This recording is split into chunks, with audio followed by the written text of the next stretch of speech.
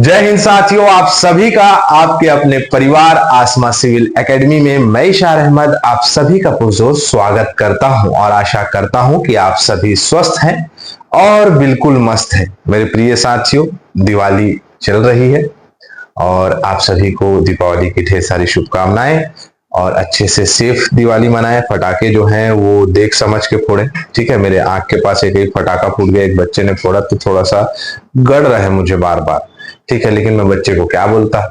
खैर, आज हम पढ़ेंगे 30 अक्टूबर के इंपॉर्टेंट करंट अफेयर जो कि हमारे एग्जाम के लिए बहुत ही महत्वपूर्ण है। तो अपनी कंसिस्टेंसी बनाए रखें और हाँ, अगर इस चैनल में नए नए हैं तो चैनल को सब्सक्राइब कर लें और पहले से अगर इस चैनल में हैं तो मेरे प्रिय साथियों इस वीडियो को शेयर करना ना भूलें। चलिए आइए सत्र प्रारंभ करते हैं। तो आज है नरक चतुर्दशी। बताइएगा कि इसके पीछे का इतिहास क्या है कमेंट बॉक्स पे, ठीक है। चलिए, नरक चतुर्दशी की शुभकामनाएं आप सभी को। लेखक कहता है कि समय सीमा पर काम खत्म कर लेना काफी नहीं है, मैं समय सीमा से पहले का काम खत्म होने की अपेक्षा करता हूं।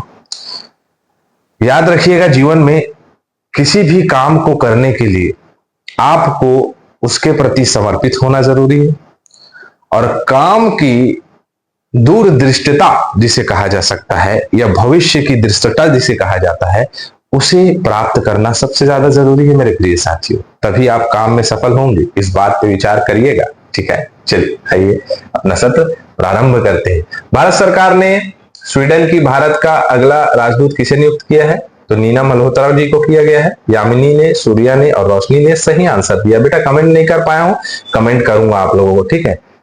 विश्व बचत दिवस कब मनाया जाता है? बचत दिवस वैश्विक रूप से 31 अक्टूबर को मनाया जाता है। वैश्विक रूप से 31 अक्टूबर को मनाया जाता है, लेकिन हमारे भारत में 30 अक्टूबर को मनाया जाता है।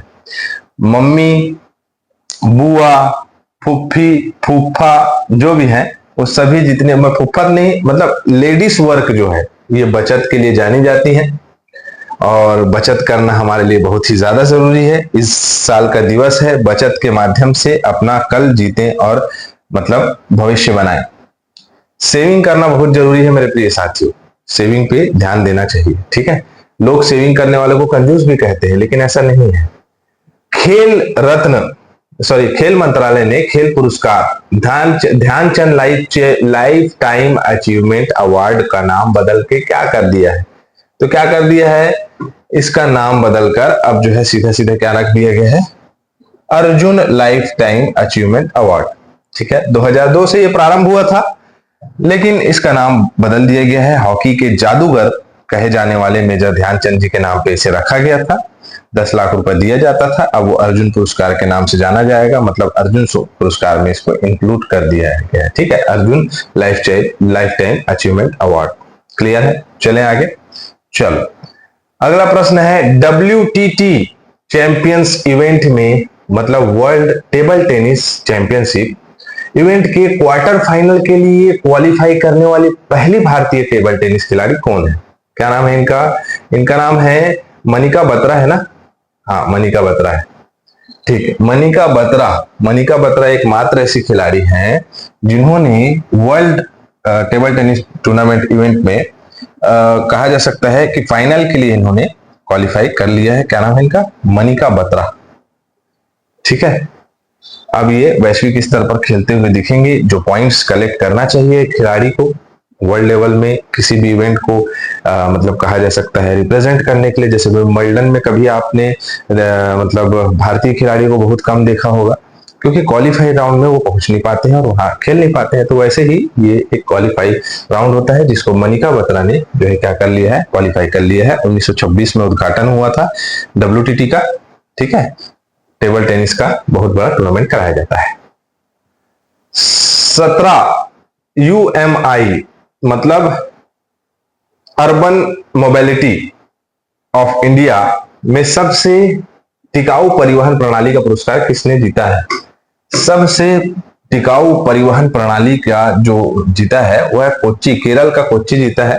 कोच्चि मेट्रो और कोच्चि कहा जा सकता है कि शहर के गतिविधियों को देखकर उस पैमाने में, जिस पैमाने में नापा जाता है, जैसे कि वहाँ की सड़क प्रणाली कैसी है, वहाँ की रेल प्रणाली कैसी है, सभी चीजों को देखते हुए ये जो है आपका कहा जा सकता है, इस पुरस्कार को दिया गया है। पर्यावरण जैसे देख सकते हैं, एक आधुनिक पर्यावरण अनुकूल और कुशल शहरी परिवहन प्रणाली तैयार करने के लिए सरकार, कंपनी, शहर परिवहन प्रणाली के अन्य हितधारकों के साथ लाना इसका मुख्य उद्देश्य है और इसी पैमाने में इसे नापा जाता है।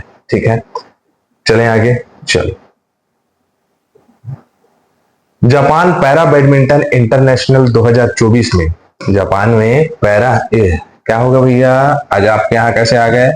चलो अभी बाहर जाओ, अभी टाइम नहीं है, ठीक है, अब बाद में आना। चलो प्यारे बच्चों, जैसे कि मैं बता रहा था आप सभी को कि जापान में पैरा बैडमिंटन इंटरनेशनल टूर्नामेंट चल रहा था। भारत ने कुल 24 मेडल्स जीते हैं। कितने जीते हैं? 24 मेडल्स। ठीक है, टोटल 24 पदक जीते हैं और बहुत अच्छा प्रदर्शन किया है पैरा एथलीट के द्वारा। ठीक है, चलो, भारत ने अंडर 23 विश्व कुश्ती चैंपियनशिप में कितने पदकों के साथ अभियान समाप्त किया है? टोटल अंडर 23 विश्व चैंपियनशिप चल रहा था जिसमें 9 पदक जीते हैं। लास्ट टाइम भी 9 पदक जीता था, इस बार भी 9 पदक जीता है। ठीक है, तो आपको याद रखना है। ये कहां हो रहा था? तो आपका तिराना में हो रहा था मेरे प्रिय साथियों, 21 से 27 अक्टूबर तक के, जिसमें भारतीय खिलाड़ियों ने 9 पदक जीते हैं, जिसमें एक स्वर्ण पदक है।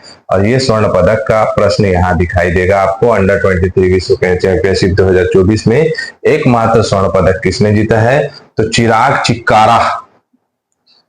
चिराग चिक्कारा, ठीक है। ए दई, पेन गिर गया, चलो कुछ नहीं होता इससे। ठीक है, चिराग चिक्कारा, चिराग चिक्कारा ने अंडर 23 में जो है क्या जीता है? स्वर्ण पदक जीता है।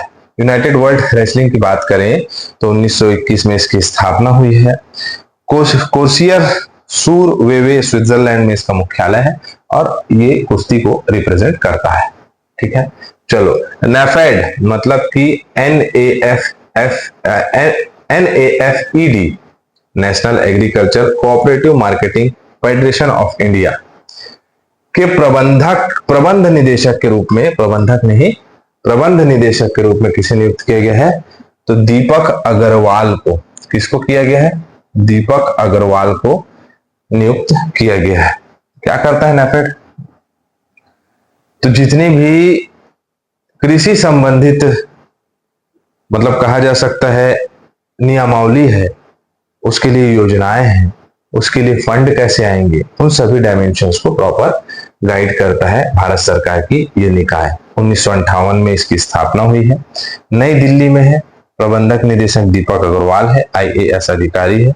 भारतीय कृषि के क्षेत्र में एक सहकारी विपणन संगठन के रूप में महत्वपूर्ण भूमिका निभाता है नेफेड। ठीक है, चलो आगे बढ़े।